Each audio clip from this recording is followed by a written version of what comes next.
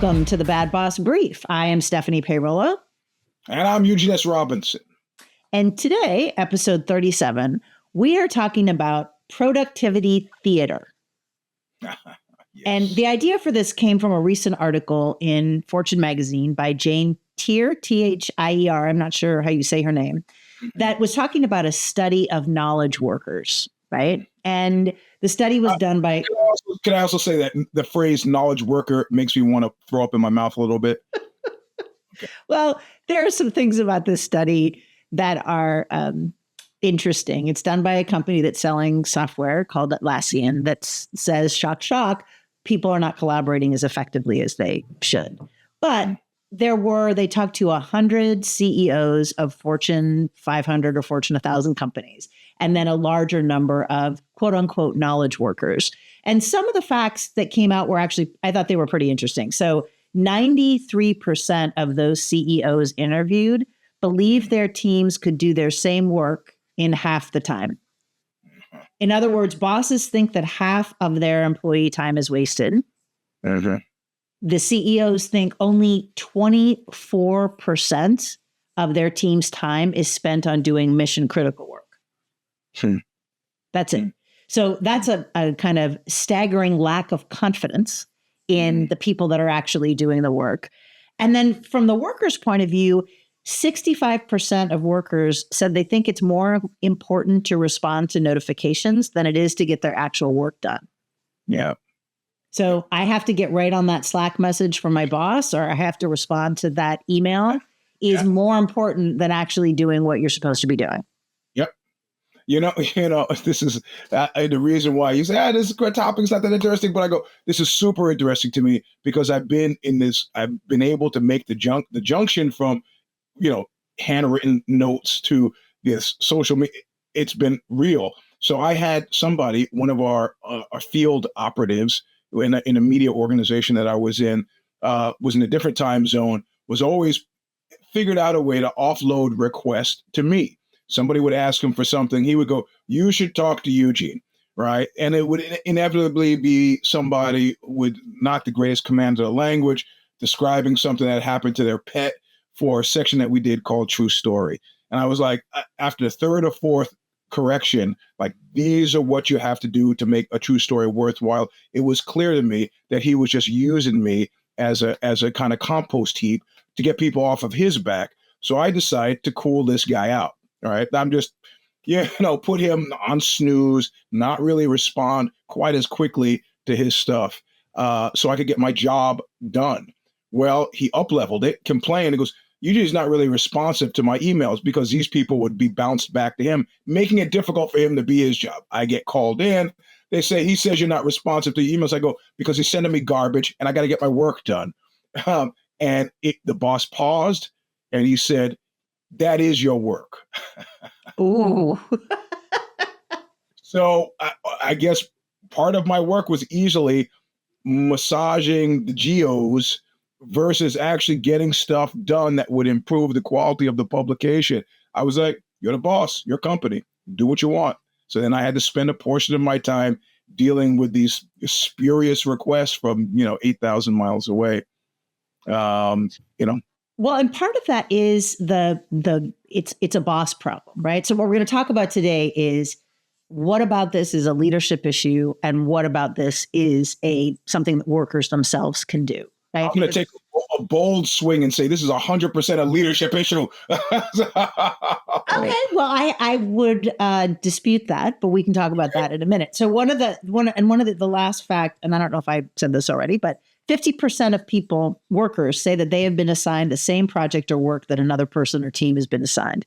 The bosses are doubling up for reasons that are not clear. There's not a strategic, this creative team, you take this, we're going to have a jump ball and see whose work is better. No. This is, wait, you're also working on the same thing? Why are we doing? Have you ever had that happen? No, not really. I mean, there've been, I remember my first job out of college, there was garbagey grunt work that they gave to the assistant editor, which is what I was. And then they hire another assistant editor who was much faster on the draw than I was. And he came in, saw that they were giving me garbagey junk work, And he right away said, I want to do, and volunteered for something that was much larger and more substantial. And I was like, I thought that there was an order. Like, you new guy, I give him the garbagey junk work. He had no intention of doing the garbagey junk work and jumped the line, so to speak. And I was like, okay, he got me this time. That was a good move, you know. So I made sure to never get caught with garbagey junk work, and to step. If we're both being given the same thing, it's a competitive thing, and they want to do what you should do in that point is, you know, take the brass ring, do something really spectacular, and woe betide to the one who, what is it? The devil take the hindmost, right? Well, the situation, I did have that happen, and it wasn't a competitive issue. It, to this day, it remains a mystery, where I was fairly senior and I was assigned some work, and then talking to someone else who was senior, who had a different job function, also assigned the same project. Wow. And it was like, we could easily have worked together on it. We got along well. We worked together effectively. No idea what that was about. No idea. Say again? Somebody forgot? I don't think so. I think that there was a little bit of maybe trying to spark some competition, maybe curiosity as to, like, you know, maybe it was in a way, you know, because so in ad agencies, they do this thing called a jump ball, right? Where you have two, you know, one team will work on an assignment, the other team will work on an assignment, and then the leader will choose with the best, right? Yes. But they know that they're competing. They understand that it's competition. And my only guess is that the leader in this case was doing that jump ball mentality. I'm going to have you both take a attempt at this. Mm. But it would have been courteous to tell us, because we were senior people and it wasn't the most effective use of our time. So you think that this is all about bosses, and I think it's workers and bosses. So let's start with the bosses. So one of the things that was interesting to me, and I looked through some of the studies and couldn't find this Atlassian, you know, data. Where are the CEOs getting their information? Right. So if there are CEOs that really believe that 24% of their team is that 24% of the time their teams are doing critical work, 50% of their times are wasted. What I want to know is, do they have actual data? Like, are these workers that are filling out timesheets, like lawyers, right? You have to account for all of your billable hours. There are circumstances, a lot of, you know, like when I worked at Razorfish, there were really clear metrics of like utilization. So we knew when we would have big meetings, like we're at, you know, 65% utilization on this team. And there are places that get that metric. The challenge that I have is I think there's lots of leaders who do like finger in the air. I think nobody's working. And they don't actually have the data, but they're making these sweeping statements as if it's the worker's fault. Well, it's management paranoia. It's long-standing. That's what behind the whole push to get asses back at desk. You know, I got to be able to see you to know that you're working. Actually, you don't. Well, no, I really do. I mean, you know, or this kind of hysteria over people double booking because they can work from home. So it's like, if you have enough in you to do two jobs, how come you're not doing your singular job better? Well, you wouldn't have known if I didn't, you know, whatever. I think it's weird management paranoia. I mean, it's completely controlled. We went from offices to cubicles to open air offices, right? To bullpens. And it's not just because some facilities person saw that on a TV show and thought, oh, that looks cool. I think undergirding it is this sense of management paranoia that I think really is a prescription for horrible bossing, right? Well, and I think that CEOs are particularly susceptible, maybe we all are, to management fads and leadership fads, and their paranoia is fed by a lot of articles about everybody's quiet quitting, everybody's doing this, that, or the next thing. But I think that there's a couple of things that bosses, if I know that there are some bosses that listen to us. If you are a boss, here are a couple of things that you could do. So the first thing is, if a leader is clear about what they want to have happen, it makes it much easier for the team to understand what the parameters are. So a lot of this is just leaders not articulating what the goals are and what their expectations are in terms of work, right? So there's a phrase, I don't love military phrases, but one of the ones that I use is called commander's intent, which is, if you have a group of soldiers who go up a hill, if the only person that knows what the objective is the captain, and she gets shot, right? Then you have a problem because nobody else knows what's happening. If everybody in that unit understands what their objective is, go get that hill, go do this, then anybody can actually move that forward, right? So the idea of having a clearly articulated goal, this is what success looks like, that is one thing that a boss can do. The other thing is, of course, just don't assign two people the same piece of work unless there's a reason for it and you're clearly articulating that to everybody. And then I think one of the reasons that this happens is, like you said, it's leadership paranoia. Right? There's a sense of, bosses that are controlling, distrustful, unrealistic. I've heard of leaders who, if you don't text them back within 10 to 15 minutes, Yep. they're going to be very angry. It doesn't matter if it's 9:00 on a Sunday morning. Yep. It doesn't matter if you're on vacation. It's almost like you brought that up because I had a boss like that. That's great. Prescient. But I think this is something that bosses can do, is to set a clear expectation for when and how to communicate with one another, right? With the boss, with a leadership team. And I think to articulate it clearly, and I've seen leaders do this, like particularly at startups where there can be a certain sense of urgency, is look, if it's day to day, I'm going to email you. Man. Whenever you're in the office, whenever you're working, email's not super urgent. Slack, slightly more urgent. But if I text you, it's an emergency. I do need to respond, right? And I do need something quickly. And just to set up what those expectations are, right? Hopefully in those circumstances, those late night texts happen once a quarter, not every week. Then you have another issue. But sometimes what happens is, if a worker carries a narrative as to what the expectations are, right? It may be from a previous job. It may be from who knows where they get their narrative. And if you don't orient them as a leader to what specifically you want and expect, they're not going to know, right? So, if you don't say, hey, I don't expect anybody to return an email from Friday at 6:00 until Monday morning. Mm-hmm.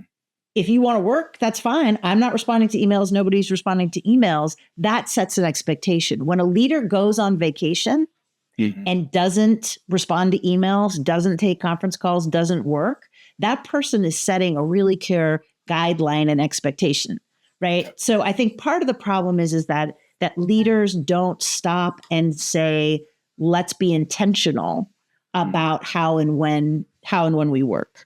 Mm-hmm. Yeah, it was interesting too. Now that my former boss is on trial for looking at a 37-year prison sentence at being Carlos Watson at Ozzy.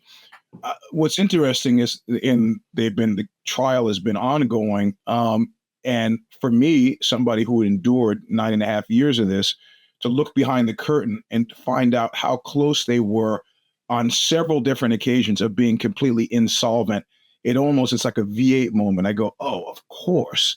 This is why they were such lunatics, because, the company was 2017, 2018, barely. They were having a hard time making payroll. Apparently, they had to go to a payday lender to get to make one payroll, of which they took $200,000 out, and then we're paying 50% on the VIG. These were crazy, bad financial decisions.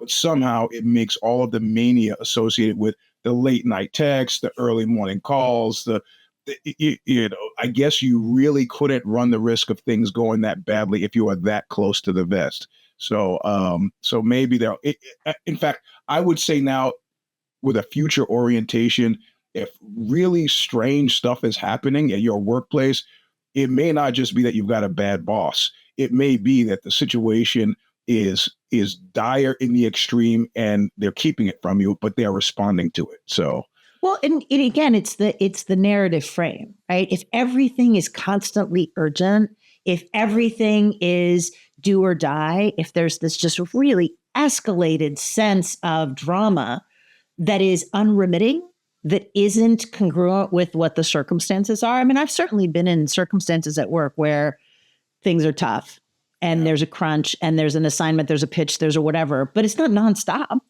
Yeah. Right. And it's clear. Here's how much money we're making. We need to go get this $13 million. Let's work hard to get it. And we understand. But if, I've seen particularly startup founders in this constant, chronic activation, everybody. And that's where you really have to start, again, questioning the judgment. Like, is the sky really falling all of the time? Also, outside of paranoia, I suspect it's also kind of an addiction. Yeah. Sorry. Yeah. No, and I think addiction and delusion. Yeah. Yep. I agree. I mean, but you know what? If I agree too heartedly, it's letting them off the hook, and I don't want to do that. Well, but I think it's, again, what you're suggesting is ultimately, if people are working in an environment that sounds like what we're talking about right now, that is reminiscent of, they can hold people accountable by saying, I don't want to hitch my wagon to this one, right? Because there are a lot of people that go to work for startups and they work really hard and they might be rewarded with some sort of equity piece, and then things blow up. Yeah. And they don't have the equity and they don't have the, and they maybe could have been making more someplace else. And, there's a lot of like, buy into this mission. We're doing this great thing. We're all going to be millionaires together. And when you stop believing that, you might look around and say, maybe I want to go somewhere else. And that's a consequence, right? I wake up in a cold sweat from nights when I think about being poised to write a $40,000 check to buy, for exercise stock options from the last company I left, that of course now has the owner on trial for looking at 37 years in prison. That would be $40,000 that I set fire to. And I was just about to scratch the check for it on my way out, and then chose to, I'm going to take a flyer. My gut feeling is they're not going to go anywhere. And I refrained from writing that check. I can only imagine how upset I would be if I had written that check. Yeah, well, thank goodness that you didn't.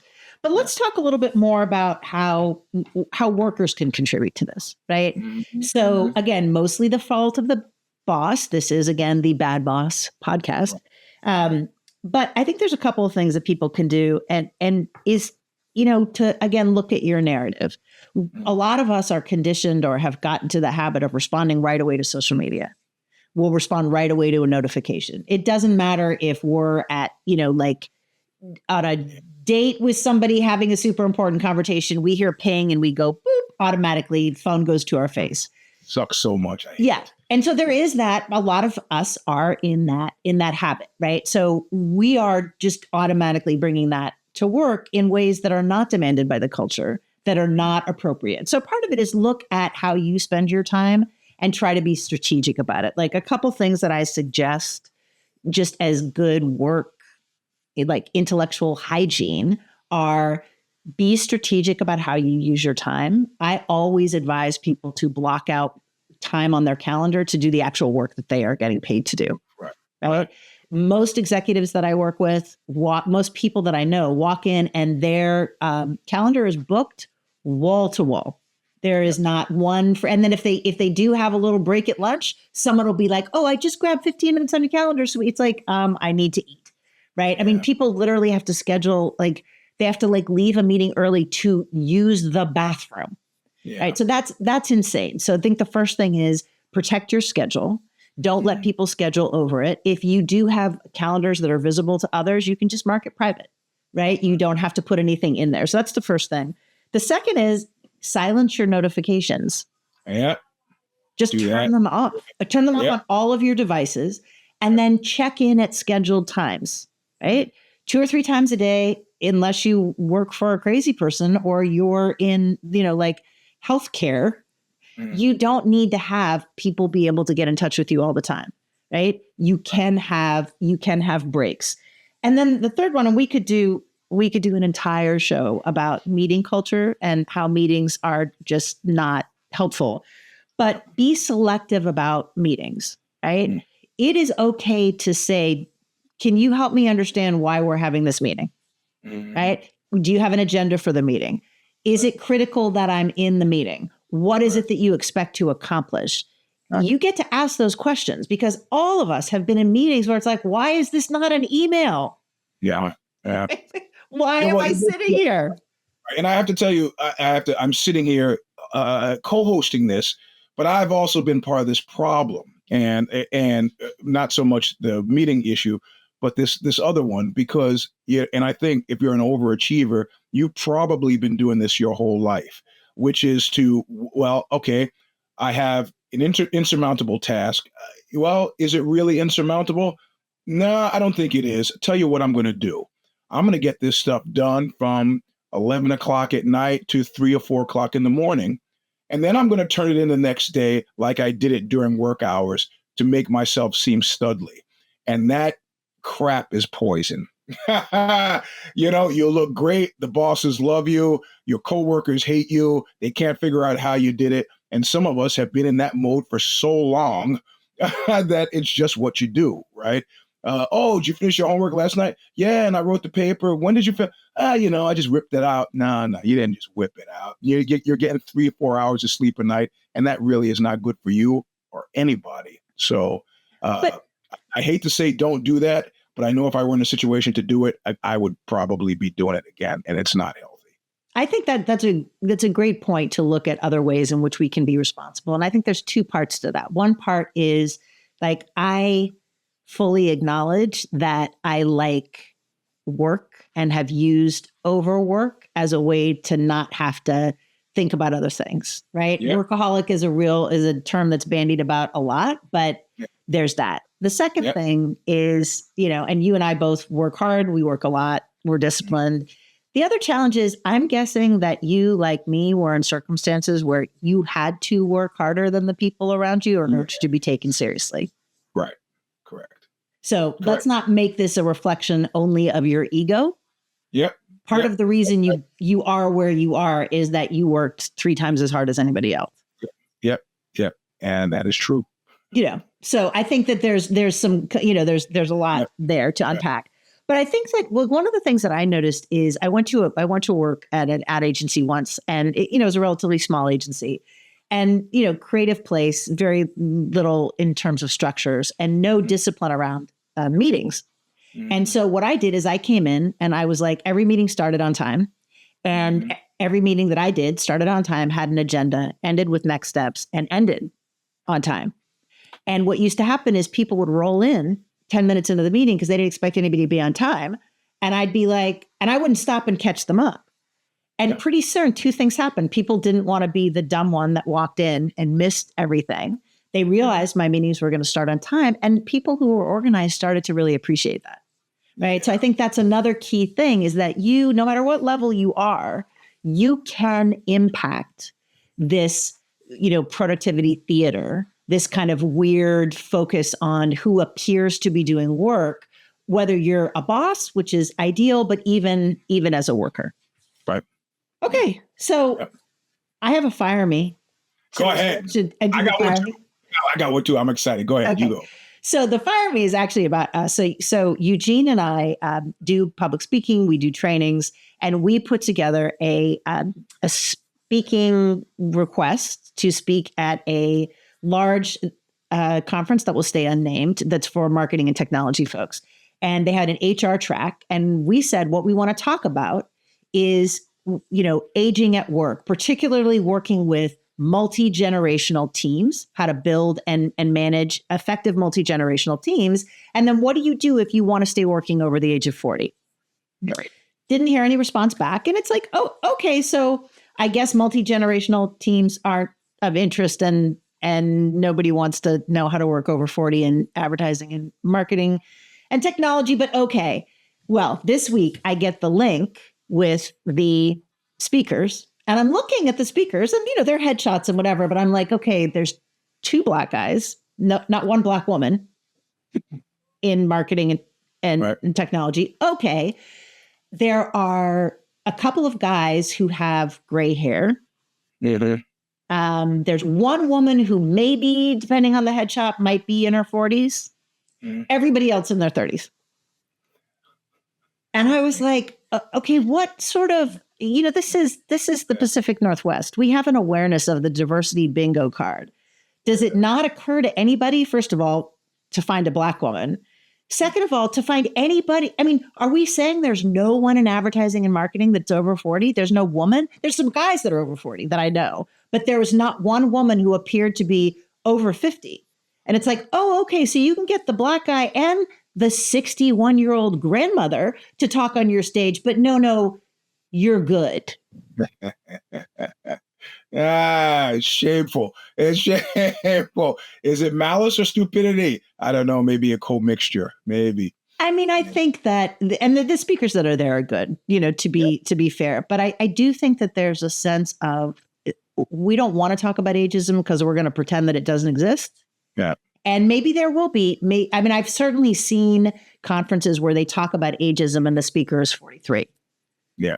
And it's like, yeah, this is such a weird old story. Like the meeting I had at Paramount where somebody said in the meeting, what I really need is a Black male writer for Saturday Night Live. Do you know of anybody? And I'm sitting in the room. It wasn't my meeting. But I'm like, tried to move a little, clear my throat. Nothing. Welcome to Hollywood.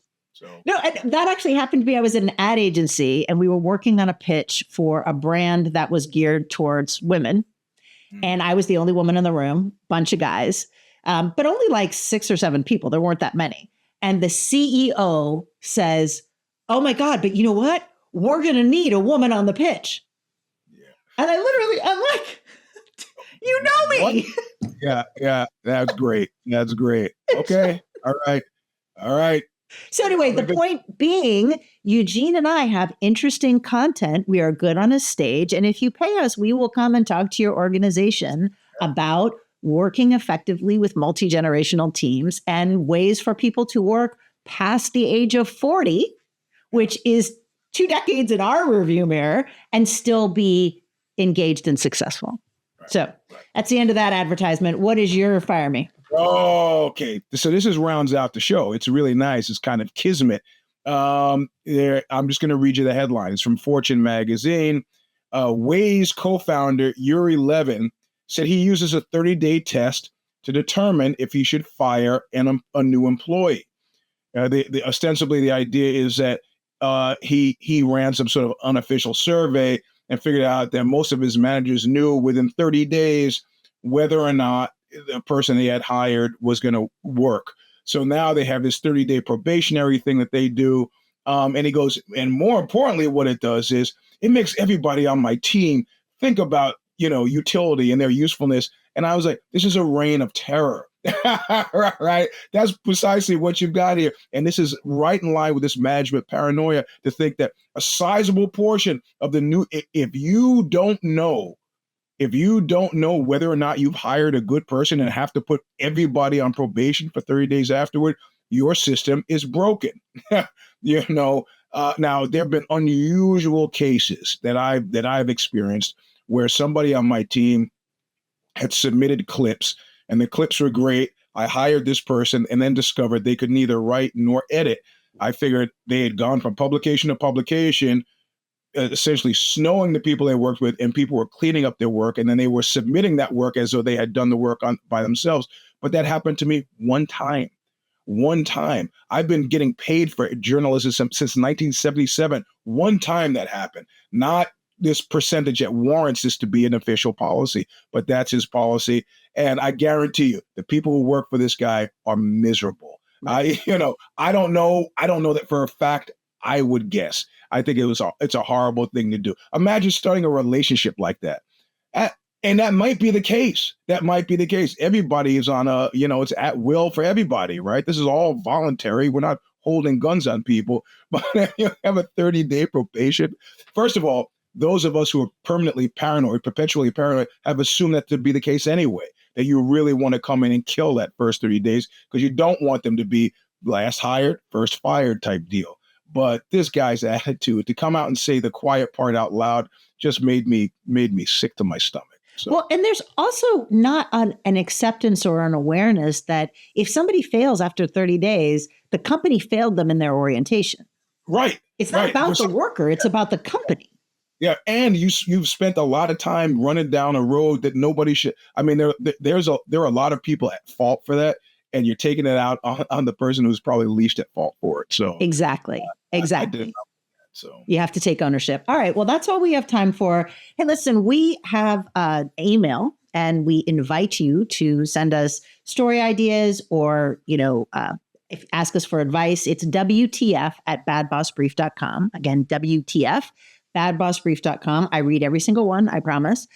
We were looking for submissions for Sub Rosa, which is our little advice short podcast, and nobody's been writing in. So we made up a few, but now it's like, you know what? You want a Sub Rosa? Send us some questions. We will answer them on the air. Otherwise, we'll take a summer hiatus and think about what we want to do come fall. Tell your friends about this podcast, and give us some thumbs up. Yeah, exactly. Yep. And we'll see you in a couple weeks. Thanks very much. Bye. Adios. Thank you for joining us for another episode of the Bad Boss Brief podcast with your hosts, Eugene S. Robinson and Stephanie Peirolo. You can check out more of their work by visiting consigliera.substack.com for Stephanie and eugenesrobinson.substack.com for Eugene. You can also find Eugene at Mr. Sleep 3, that's number 3, on Instagram. Reach out with your questions, concerns, worst case situations, or suggestions to us at WTF@badbossbrief.com. We personally answer every submission.